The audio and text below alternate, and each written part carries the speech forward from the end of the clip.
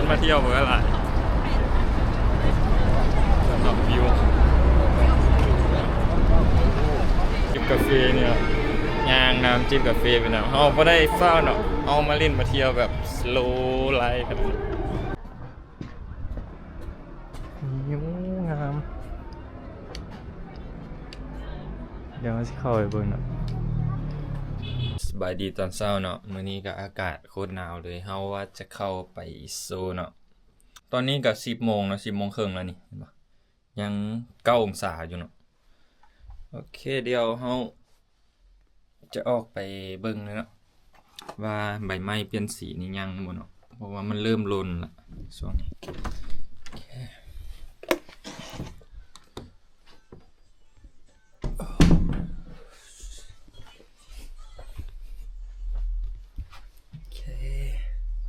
เก็บเครื่องกัน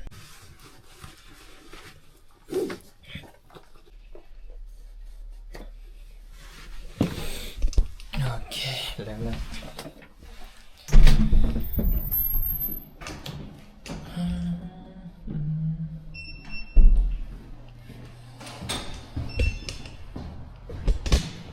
โอ้เย็นเราอยู่นอกนะห้องเยี่ยมผมมายังเย็น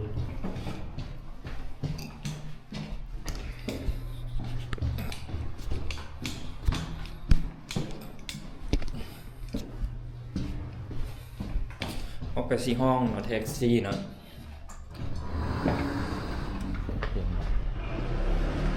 โอ้โหโคตรเย็นเลย เดี๋ยวเอาห้องแท็กซี่ก่อนโคตรเย็นเลยโคตรเย็นเลย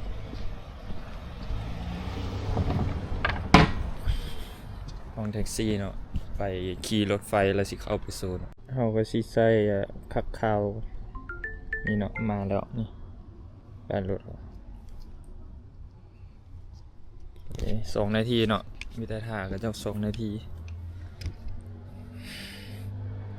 เนาะมาฮอดแล้วนี่เนาะฮอดแล้วเนาะอันยองเซล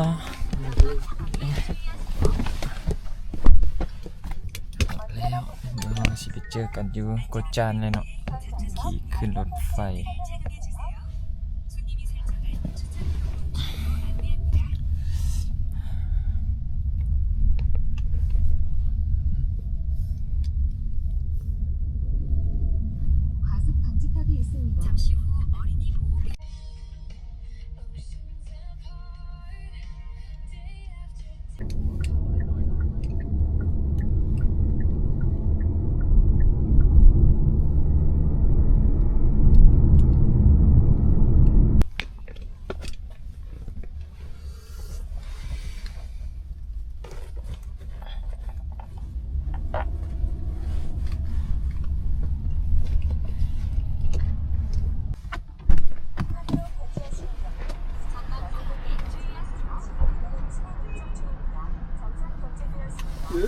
เนี่ย고맙습니다หมดแล้วเนาะเอาก็มาต่อกันที่โกจันเนาะโกจันยกเริ่มเข้าสู่เลยป้าแดดอีกซี่อยู่เนาะได้บรรยากาศแล้วโอ้โหโคตรเย็นนี่บรรยากาศโคตรเย็นเลยนี่เนาะอันนี้ก็สิเป็นรถไฟเนาะเอาละกำลังย่างเข้า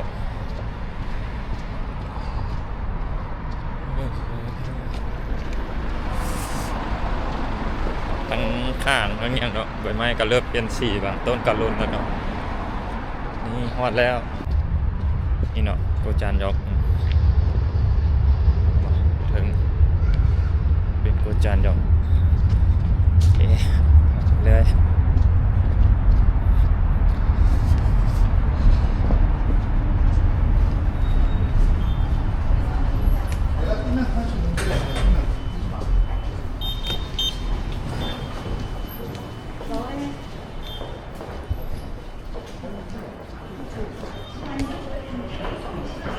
นี่เนาะบอลเขาสิไปเนาะนี่เนาะสิไปนี่เนาะโซอุนขึ้นไปถึงนี่เลยไปหาสิไปเนาะ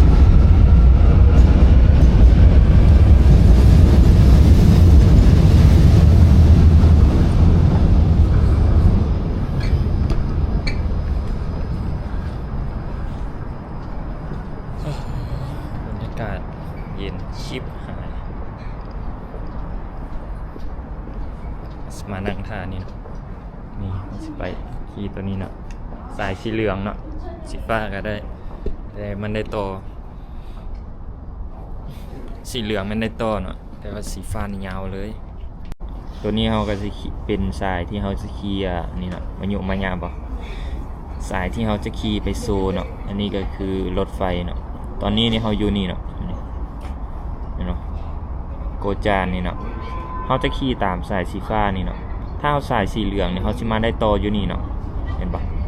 คันแทบนี่เนาะแต่ว่าถ้าเขาไม่ได้ขี่สายสีเหลืองเนาะขี่สายสีฟ้าเขาก็ยาวมาเลยนี่ยาวมาเลยเนาะจนมาฮอดโซนหยอก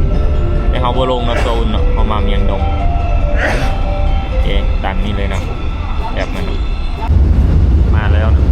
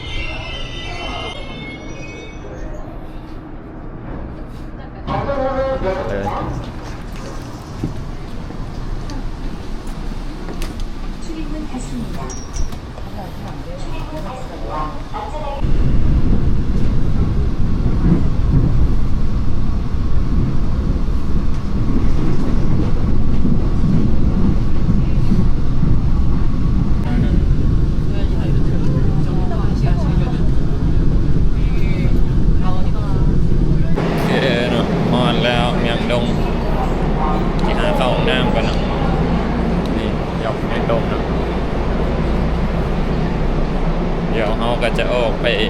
เมียงดงแล้วก็สิออกไปหมู่บ้านนั้นต่อเนาะหมู่บ้านนั้นที่เขาไปแล้วมันเขาปิดก่อนเนาะเขามาค่ำแต่ว่ามื้อนี้เขามาแต่เช้ามีแต่สิออกไปเลาะเบิ่งว่าเป็นจังไดเนาะสิงามบ่ช่วงนี้ยังเขาถ่ายลงงามเนาะช่วงนี้แต่ว่าเขาก็ไปเบิ่งตัวจริงว่ามันสิงามบ่โอเคเดี๋ยวหาเข้าห้องน้ำก่อนแล้วสิออกไปนอกเนาะเจอกันอยู่นอกเลยเป็นจังไดออกมาแล้วอากาศเย็นจ้อยๆเนาะฮอตแล้วเนาะกระสิบประมาณนี้คนยังเป็นหลายคือทางหลังนี่เนาะกระสิบเป็นเมียงดงไปเลยเนาะแต่ว่าเราจะบ่เข้าเมียงดงเนาะแสงโคตรดีเลย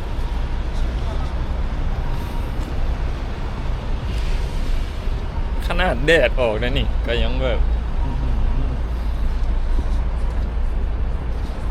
แดดออกก็ยังแบบแดดซื่อๆเนาะเย็นๆอยู่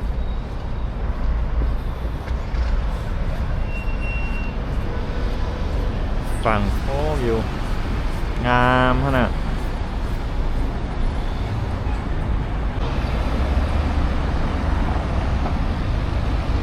ยางขามไฟเด็กคนมาเที่ยวเมื่อไหร่สำหรับวิวเขาแต่งตัวแบบมาเต็มสุดเลยเนาะวันนี้เนาะเพื่อเขาสิได้ถ่ายรูปงามๆเนาะวันนี้มันแสงได้แล้วก็บรรยากาศได้เนาะ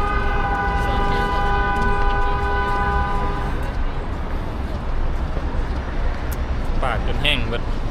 ก้านทาลิปมาได้ลมมันมาตลอดเนาะน้ำซานเนาะมั่วเห็นปะเดี๋ยวให้เบิ่งนี่บอกเสาน้ำซานเดี๋ยวสิมาถ่ายรูปอยู่นี่ก่อนเนาะจังหน่อย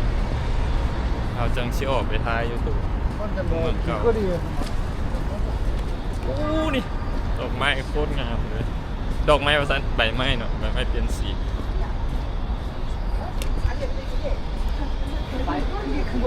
นี่เบิ่งหัวครับเบิ่งทั้งหัว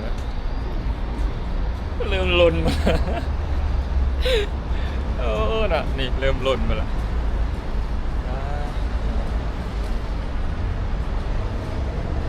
เริ่มลนมาละเดี๋ยวหาท้ายมุมก่อนเนาะเดี๋ยวเอาขึ้นให้เบิ่งคนงามเลย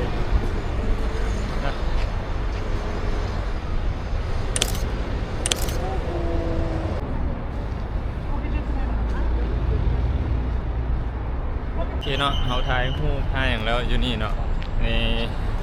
เบิ่งโคตรเขียวดีเลยเนาะเฮาก็จะออกไปถ่ายอันอีกมุมนึงเนาะเดี๋ยวพาไปเบิ่งงานมิหลีย่างผ่านมาเมื่อกี้นี้เนาะเห็นเดี๋ยวเฮาสิไปถ่ายรูปอยู่นี่ก่อนแล้วเฮาจึงไปเลาะบอนใหม่เนาะ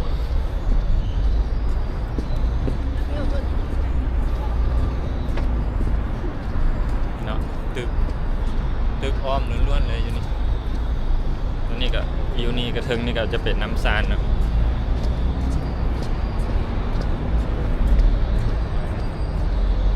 เบอร์วังงามไม่ลีเนาะ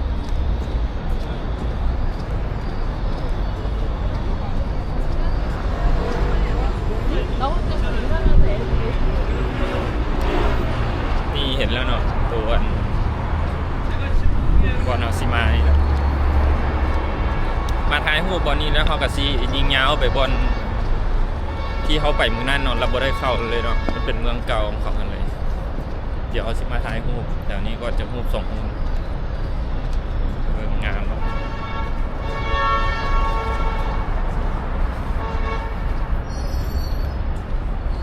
พอมานอกเราต้องได้ทาลิปทานอย่างเนาะลมมันมาตลอดปากแห้งไวเนาะ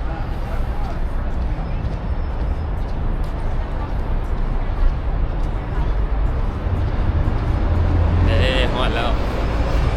งามอยู่นี่นะสไตล์แบบโรมันเนาะ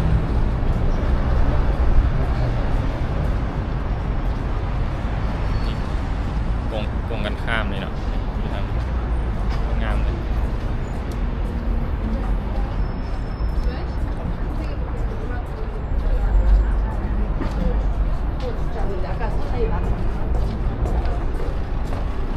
คนกันมาหลายวันนี้นี่พันแล้วบอลนี่เนาะมันอยู่กลางเมืองเลยเนาะตัวนี้มันจะเป็นวงเวียนแล้วก็เป็นโรมันเป็นรูปปั้นเป็นเยอะเจ้ามาถ่ายรูปอยู่นี่เนาะลายนี่ข้างหลังก็จะเป็นแบบฮอเนาะสักอย่างเอากับตัวนี้เลยเดี๋ยวสิถ่ายรูปอยู่นี่ก่อนแล้วเราก็ตั้งสิออกไปต่อเนาะ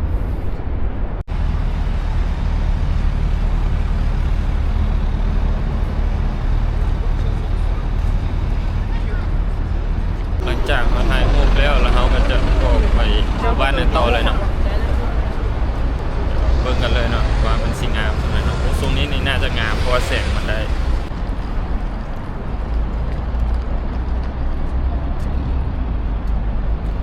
พี่น้องเขาสิเข้าไปกินกาแฟนี่จากบ้านแล้วนะ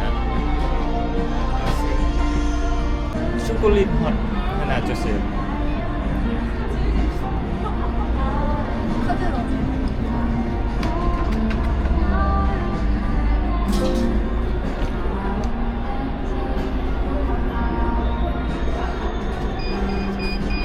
เสียนี่ได้แต่เขาสั่งเนาะช็อกโกแลตฮอนเนาะกินช็อกโกแลตฮอนย่างตามทาง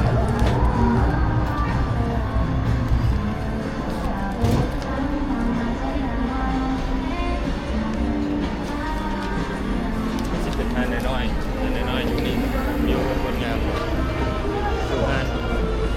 เอกตาบังวิวตั้งนอกโคตรงามเป็นทานน้อยๆแต่ว่าแซ่บลองมันแซ่บหรือไม่แซ่บเนาะว่าก่อนแล้วแซ่บต้องแซ่บแหละสาวเฮ็ดให้เนาะ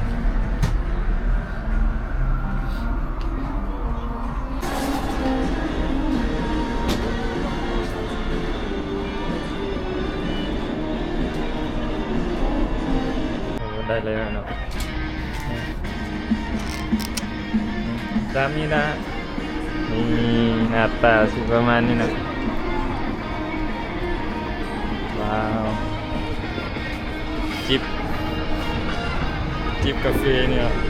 ย่างน้ำจิบกาแฟไปเนาะเขาไม่ได้เฝ้าเนาะเอามาเล่นมาเที่ยวแบบสโลว์ไลฟ์กันชิวๆไปเดือดร้อนอย่างเนาะเดี๋ยวเอาพายางเลาะทัวร์เกาหลีเลย ขี่รถไปมันก็ฮอดเนาะแต่ว่ามันไวพ่นเนาะอยากย่างแบบวันเสาร์วันอาทิตย์อยากซึมซับบ้านเมืองเขาแนวซีมช็อกโกแลตฮอดเนาะ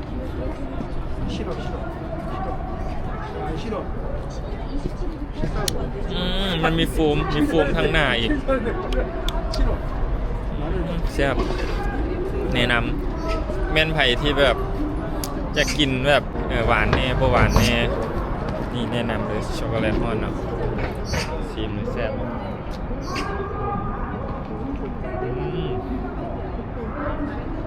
ฮอน ลิ้นพงแล้วบ่โอเคยังซิลไปน้ำเนาะจิบช็อกโกแลตฮอนไปน้ำก็ซิลชีวิตก็มีความสุขไปหลายกว่านี้แล้วนะชีวิตซ้ำนี่แหละ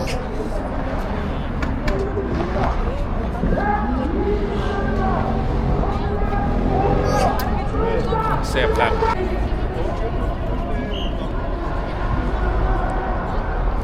คนมาหลายเนาะเบิ้งทางหลังเต็มอยู่เนาะ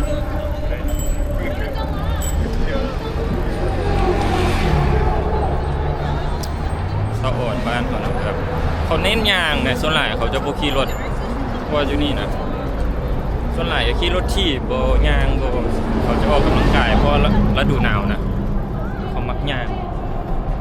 ก็คือค่อยน้องค่อยก็มักยางกันถ้าว่ายางคนเดียวค่อยก็เก่งๆเลยเนาะแต่ว่านี่เนี่ยโอ้เป็นร้อยก็จะยางนะยางไปบนหนึ่งแต่บนหนึ่งนะไปหาอีกบนหนึ่งนะมันคือเป็น2 ชั่วโมงเขาก็ยางได้คนบ้านเขาก็คือมีแต่ต่างประเทศออกมาส่วนหลายขี่แท็กซี่โบขี่รถไฟโบขี่อย่างไปเนาะคนเกาหลีเขามาฮอดจุดหนึ่งแล้วเขาไปลิ้นคงบอลไปลิ้นสวนสาธารณะเนาะไปแล้วเขาก็ยางเพราะยางคอยล้มกันไปเนาะคนบ้านเขาเมื่อใส่กระพักนั่นเนาะเขาบ่ได้ฮอดบ่ได้เฝ้าเด็กคือบางคนก็ขี่รถที่บางคนก็ยางหลายหมูยางน้ำกัดหลายนี่เนาะโกงกันข้ามมันนี่เนาะนี่เนาะหูปันโอ้ยเนาะนี่เนาะหูปันเพิ่นอยู่กลางโซ่เบิ่งลมมาเนาะลมมาเป็นบาท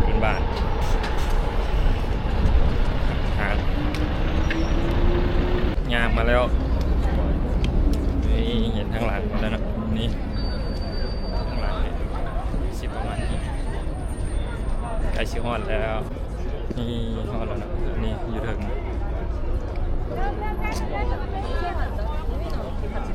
เดี๋ยวถ่ายรูปกันวัน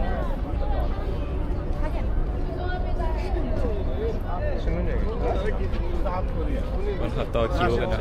รูป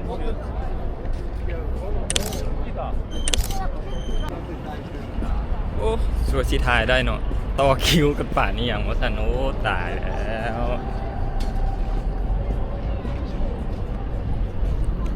กำลังสิถ่ายย่างเข้าไปกำลังสิถ่ายย่างเข้าไปโอ้ยว่ะเอานี่ยืนเรียนคิวอยู่เส้นเกือบ20 นาทีเมื่อกี้นี่ยืนถ่ายอยู่โอ้บ่ได้ค่อยก็ย่างเข้าไปเลยตั้งกล้องถ่ายแชบจบย่างมาตายแล้วบ่มีมารยาทกันเลยเนาะบ่เบิ่งกันเลยบ่ท่าคิวบ่ท่าอย่างนั้นเลยโอ้แต่ว่าเรียนเข้าเนาะมันบ่ได้สิยอมคือกันเราบ่เบิ่งคนที่ท่า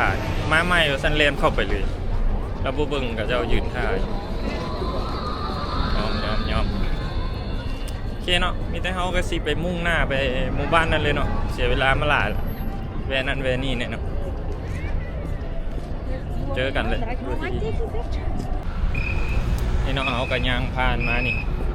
ตัวพระราชสวังนี่เนาะตัวที่เขาใส่ชุดฮันบกครับนี่ข้างในนี่เลยมันกระเป๋าปิดนี่จะเป็นกำแพงที่นั่นเนาะแม้นว่าตัวสุดสายตาข้างในนี่ก็จะเป็นพระราชสวังที่เขาใส่ชุดฮันบกเนาะแต่มื้อนี้หมู่ก็ชวนมาใส่เนาะแต่ว่าบ่ได้มาเพราะว่าใส่หลายเนาะบ่อยากเข้าไป ม้าเพิ่นใส่ฮอด5เทื่อแล้วบ่ใส่สุดหันบุกอีแม่ม้าก็ใส่เนาะหมู่ม้าก็ใส่ไปใส่เองอีกปีนี้น่าจะบ่ได้ใส่เนาะเขาไปหาบอลที่เราบ่เคยไปเนาะเดี๋ยวเราไปหลอกต่อหน้าพระราชสว่างท่าเบิ่งเด้อนี่ก็จะใส่สุดหันบุกเนาะเห็นว่าย่างกายเข้าไปนี่ทางหน้าก็มาเรื่อยๆเนาะท่าเบิ่งก็จะกายนี่แม่นเบ่เลยเนาะนี่ก็จะเซาอยู่นอกเนาะเซาอยู่นอกแล้วเขาก็สิย่างเข้าไปถ่ายรูปข้างในก็คือตัวนี้นี่ถ้าแม่นไผเซาเนาะแม่นไผเซาสู้เซาหยังเนาะเข้าไปพระราชวังน่ะเขาสิบ่ได้เสียปีเข้าเนาะก็คือค่อยคือแบบว่าค่อยอยากเข้าพระราชวังแต่ว่าค่อยบ่อยากใส่ชุดเข้าไปฮอดประตูเนาะจะได้ซื้อปี้เข้าไปทางในเนาะมีแต่แบบนั้นส่วนหลายก็คนที่ใส่แล้วเนาะเขาก็เข้าไปซื้อปี้แต่บางคนที่แบบเขาว่าโอ๊ะยังบ่ได้ใส่อยากเข้าไปถ่ายรูปจากถ่ายรูปงามๆเนาะก็เซาสุดเข้าไปเนาะก็บ่ได้เสียปี้มันใครอยากมาเนาะก็มาได้นี่เขาก็สิย่างไปต่อเรื่อยๆบ่ได้เมื่อยเนาะอากาศมันหนาวเนี่ยย่างมันบ่ร้อนเลยชิวๆแบบเบิ่งธรรมชาติเบิ่งผู้คนไปเนาะเบิ่งตึกเบิ่งหยังเบิ่งการใช้ชีวิตของพระเจ้าเนาะเป็นยังไงก็ได้ฟ้าวไปซ้ายวันเสาร์วันอาทิตย์พักผ่อนมาฮอดบ้านกันอ๋อเนาะมีหยังเป็นเวียงมาเมื่อยเด้แค่เนาะนี่เขาก็ย่างมาฮอดว้าวอันนี้จะเป็นทางขึ้นเนาะโอเคเดี๋ยวย่างขึ้นไปเบิ่งโอ้คนไหลเลยเนาะไปย่างไปเบิ่งเลยเป็นที่ไหนโอ้ใส่เกือบดูดเกือบดูดตลอด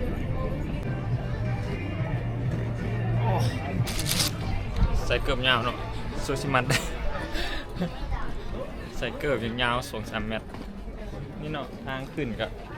สิประมาณนี้เนาะจะมีบอลเขาขายทุ่งขายเนื้อหอยกระเจนี่ตัวนี้ก็จะเป็น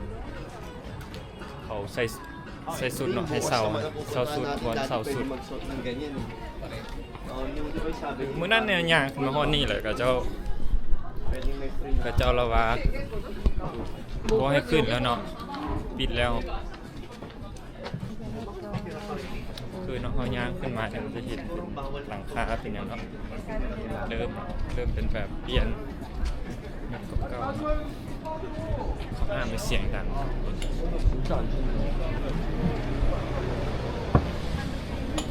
โอ้คนมันกำลังไหล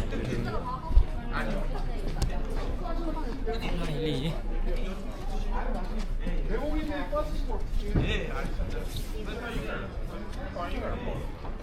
看手机和没修嘛，这不是手机。有啊，跑了。เป็นเมืองเก่า Alam mo ba kung ilang percentage mo sa Pilipinas? Ilan? Alam ko 30%. I think it's all. ๆเป็นคาเฟ่อย่างงามนี่เนาะเป็นคาเฟ่หรือเป็นยังไงสักอย่างแล้วก็เป็นห้างขายเครื่องขายอย่างเนาะตามนี้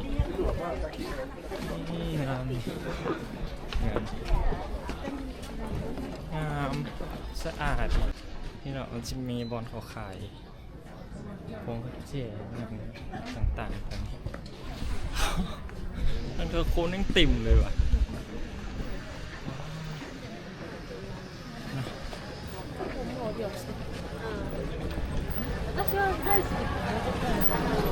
ผ่านหัวส่วนใหญ่เป็นคนญี่ปุ่นเนาะมานี่คนญี่ปุ่นโอ้นี่งามโอ้นี่จุดไฮไลท์เลยจุดไฮไลท์เลยนี่ความเสียงดังเนาะว้าวตัวคนหลายพวกไทยกับวงงามนี่เรื่องงามมันงามมันเป็นคนขึ้นไปต่อ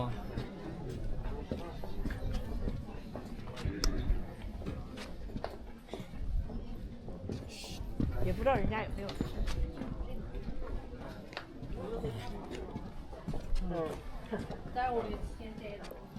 มันเป็นเขาขึ้นเนาะเขาตั้งขึ้นนะก็จะเป็นบ้านแล้วเจ้าจะมาถ่ายรูปอยู่นี่เริ่มแล้วเนาะเริ่มหอมแล้วเริ่มหอมแล้ว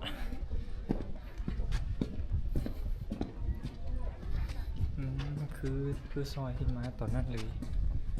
ซอยที่มาฟังนั่นเนาะเป็นมาสุดก้อนนะสุดอยู่นี่ฮะก็จะปิดเนาะแต่ว่าค่อยเลยเปลี่ยนไปโซนนั้นก็คล้ายๆนี่เนาะแต่บ่หลายเท่าอยู่นี่แต่อยู่นี่แมนหมดเลยเกือบทุกหลังนี่แมนหมดเลย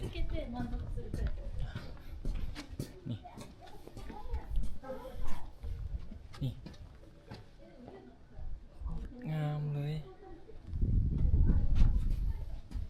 แมนหมดเลยเนาะเดี๋ยวถ่ายรูปที่นี่ก่อนจากบ้านงามแบบนี้เลยเนาะ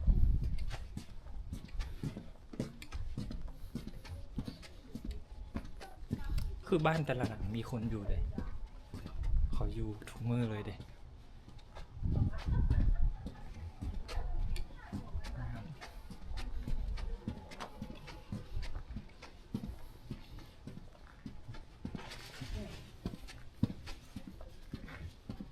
โอ้ขึ้นมีอีก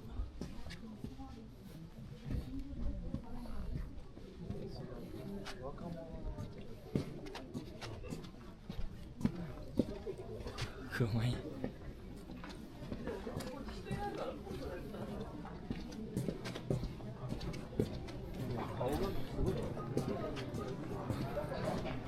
งามขนาดมันจะมีคาเฟ่อยู่นี่คาเฟ่เป็นคาเฟ่เป็นอย่างอื่นคาเฟ่ชั้น2โอ้ลงชั้นลงก็มีจุดนี้บน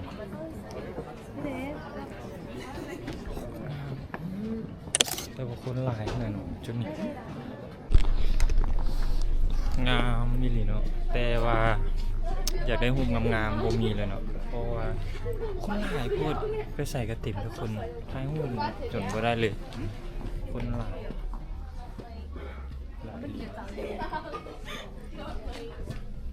เดี๋ยวลองไปล็อกเบิ่งทางนั้นมีบ่คนมันหลายเกินนะจนถ่ายรูปบ่ได้คือบางคนเขาตั้งกล้องไว้เนาะก็เจ้าก็แลนไปแลนมาแลนกลับมันก็เห็นให้แบบบ่งามนะเดี๋ยวเขาสิออกมาได้แบบจุดเงียบๆแบบนี้เนาะแต่ว่ามันก็มีรถมีอย่างเนี้ยคือนี่เนาะโคตรงามเลยวิวทางกล้องนี่เนาะนี่โคตรงามเลยบอกวิวเห็นเบิดลมนี่บอลเที่ยวยางมาเนาะอยู่ลุมนี่ลุมมันเป็นคาเฟ่เป็นอย่างนี้นะนี่บอกโยฮันเดี๋ยวไปไกลๆพุ่นเนาะก็สิเห็นพระราชวังเที่ยวยางกายมันเนาะก็ออกไปใส่สูทฮันบก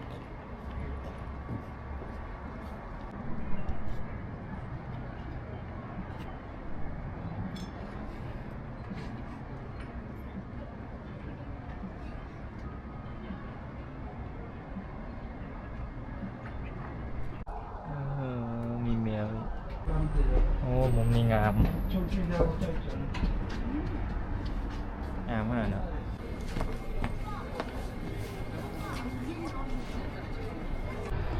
ทางเส้นนี้เนาะโคตรงามเลยเบิ่งกับเจ้านั่งถ่ายรูปกลางทางเลยเนาะนี่ตรงนี้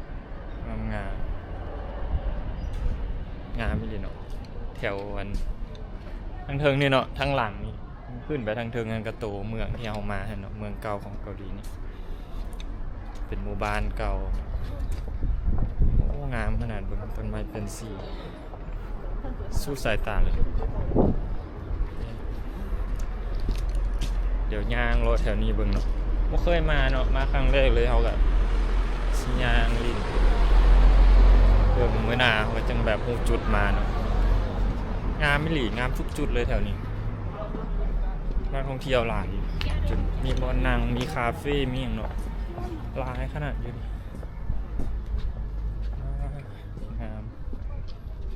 ย่างลงมาเบิ่งเนาะเห็นคาเฟ่ตัวนี้แบบงามเดี๋ยวลองเข้าไปเบิ่งมีบอลนั่งนี่เนาะนี่เบิ่งคาเฟ่ตัวนี้นี่เนาะงามขนาดนี่งามเดี๋ยวสิเข้าไปเบิ่งเนาะนี่ว้าวโคตรงาม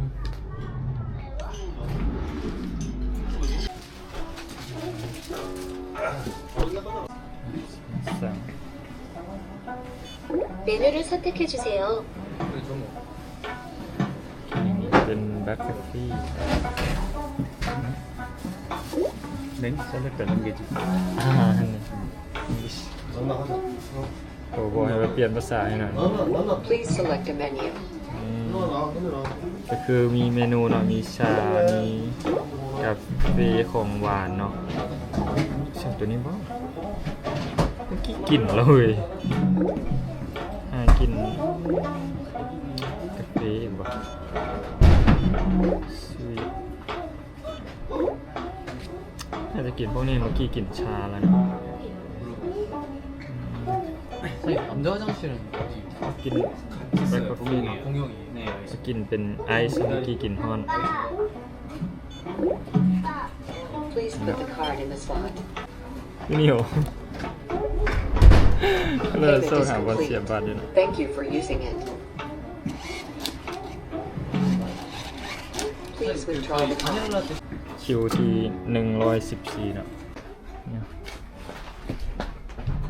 งามดูโคตรงามเลยธรรมชาติโคตรงามเลยนี่นะนางแบบสไตล์อะโอ้โหคือในหนังเลยเย็ดเคโคตรขาวอันยังเนี่ยนี่เด็กน้อยจะสร้างห้านอะก็จะเอามาหยอกนำกิน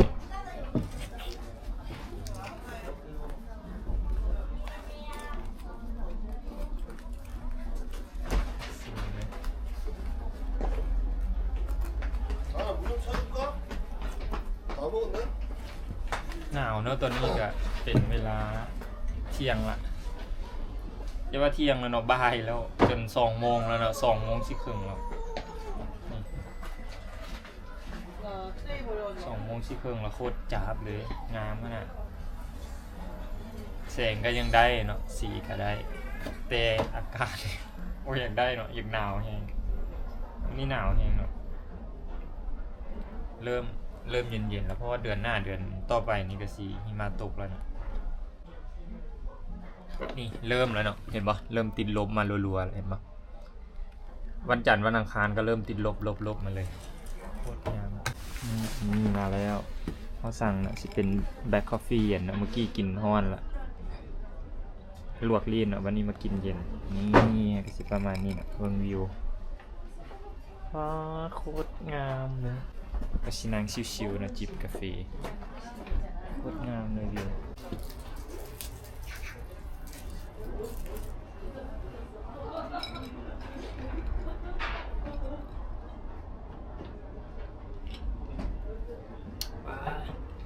เสียบข้างเนาะโคมข้าง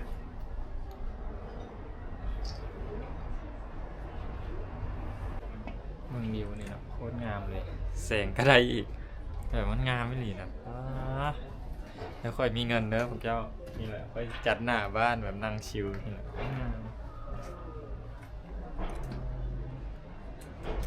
ประดับอย่างใส่เนาะอยู่นี่แล้วก็หานั่งชิลๆมันงามเลยมากกว่าสไตล์นี่เนาะก็คือมานั่งชิลตามคอมเนี่ยนี่บอลนั่งเบิดเลยเนาะมีบอลสากแดดอีกถ้ายุงหลายเนาะจำนี่มาซอนยุง หยอกนี่เนาะของเจ้าของห้างเนาะเพิ่นมาสร้างไว้นี่จะเป็นแบบงามบ่มีคำบรรยายพูดแต่ว่างามเลย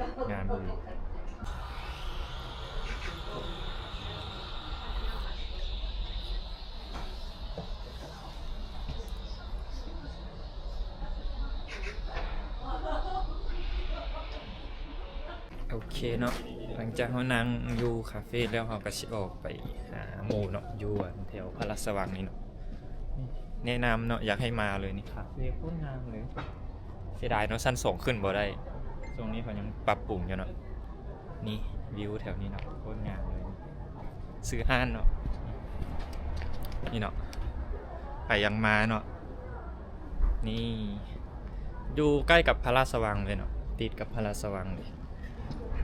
นี่วิวงามขนาดแถวนี้โอเคเดี๋ยวเราก็สิออกไปหาหมูต่อเลยเนาะตอนนี้ก็เวลา3 โมงป่าย